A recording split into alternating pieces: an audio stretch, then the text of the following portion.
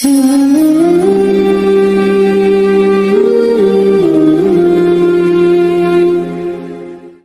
প্রতিটি ক্যাম্পাসে সবার আগমন ঘটেছে, ফিরে এসেছে আপন ঠিকানায়, কিন্তু ফিরতে পারেনি আমার শহীদ ভাইয়েরা।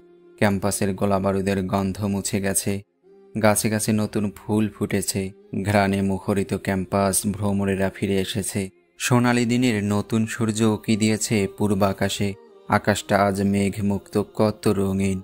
এত সুঘ্রাণ, এত কিছুর পরেও আমি এখানে রক্তের গন্ধ পাচ্ছি। কি বিভৎস! চমকে উঠি প্রতিটা মুহূর্তে।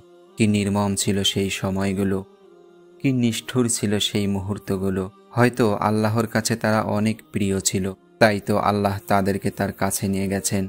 বাগানে অনেক ফুল ফোটে, সব ফুল আমরা তুলি না, কেবলমাত্র পছন্দের ফুলটাই তুলে নেই। তেমনি আমাদের সকলের মাঝে তারাও আল্লাহর কাছে হয়তো অনেক প্রিয় ছিল, পছন্দের ছিল।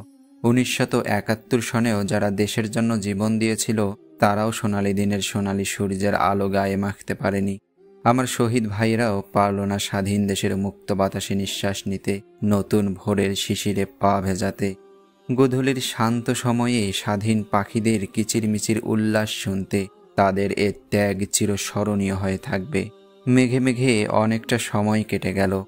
এভাবেই কেটে যাবে হাজারো স্নিগ্ধ সকাল, ক্লান্ত দুপুর, শ্রান্ত বিকেল, বিষাদময় রাত পেরিয়ে আবার পূর্বাকাশে উকি দেবে সেই রক্তিম সূর্য। কিন্তু ফিরবে না আমার সেই শহীদ ভাইয়েরা। হে বীর, হে প্রতিবাদী কণ্ঠস্বর, এদেশ তোমাদের আজীবন স্মরণ রাখবে, হৃদয়ে লালন করবে তোমাদের এই বীরত্বগাথা প্রতিটা মুহূর্ত। প্রজন্মের পর প্রজন্ম তোমাদের গল্প পড়ে বীরত্বের শক্তি সঞ্চার করবে। তোমরা অমর হয়ে থাকবে স্মৃতির পাতায় পাতায়, প্রতিটা অন্তরে অন্তরে।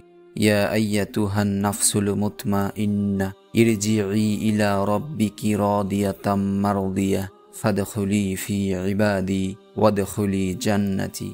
হে প্রশান্ত অন্তর, তোমার রবের কাছে ফিরে যাও সন্তুষ্ট চিত্তে, সন্তোষভাজন হয়ে। বিদায় হে বীর, বিদায়, বিদায়।